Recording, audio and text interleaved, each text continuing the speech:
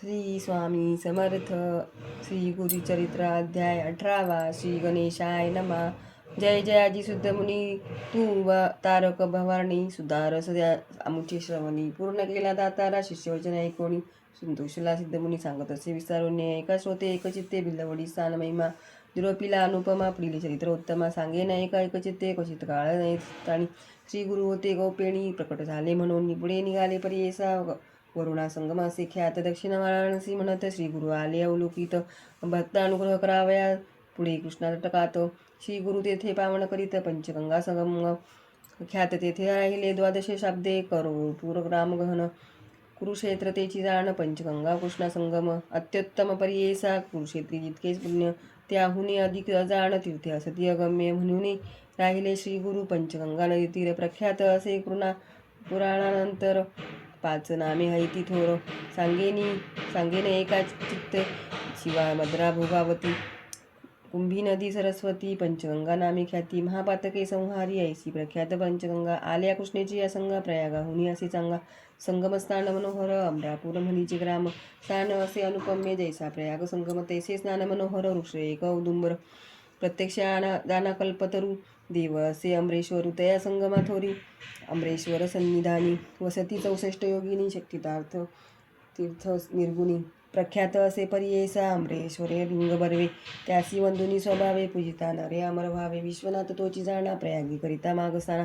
ते पुण्य होय साधन शतगुण होय तयाहून. एक स्नाने परियेसा उत्तर दिशेसे देखा.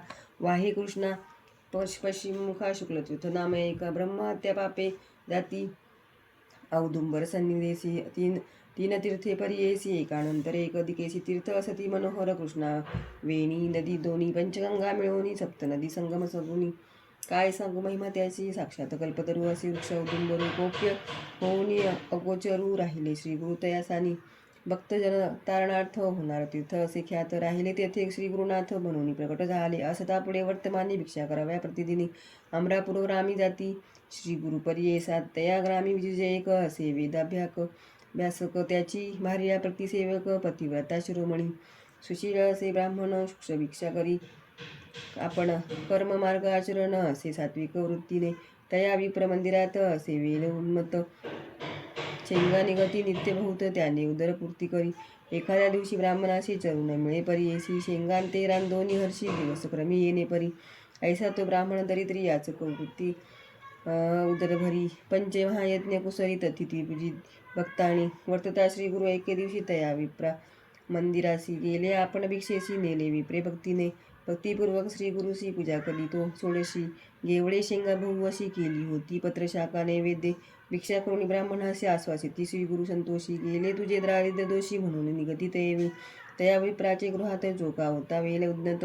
गेवळा नामे विख्यात अंगण सर्व वेष्टिले. तया वेलाचे बुडमूळ श्री गुरुमूर्ती छडिले तत्काळ. टाकून देती समूळ गेले आपण संगमासी. विप्रवणिता ते वेळी दुःख करीती पुत्र सकळी. म्हणती पहा हो दैव बळी कैसा देवे केले आम्ही तया यतीश्वराची. काय उपद्रव केला त्यासी. आमुचा ग्रास छेदुनी कैसी टाकूनी दिल्हा भूमीवरी. ऐसे परी ते नारी दुःख करी नाना परी. पुरुष तिचा कोप करी म्हणे प्रारब्ध प्रमाण. म्हणे श्री येशी तये वेळी जे जे होणार तया काळी. निर्माण करी चंद्रमौळी तया आधीन विश्वजाण. पूर्वजन्मीचे निक्षेपण सुकृत अथवा निष्कृजान. आपुले आपणाची भुवने पुढल्यावरती काय बोले.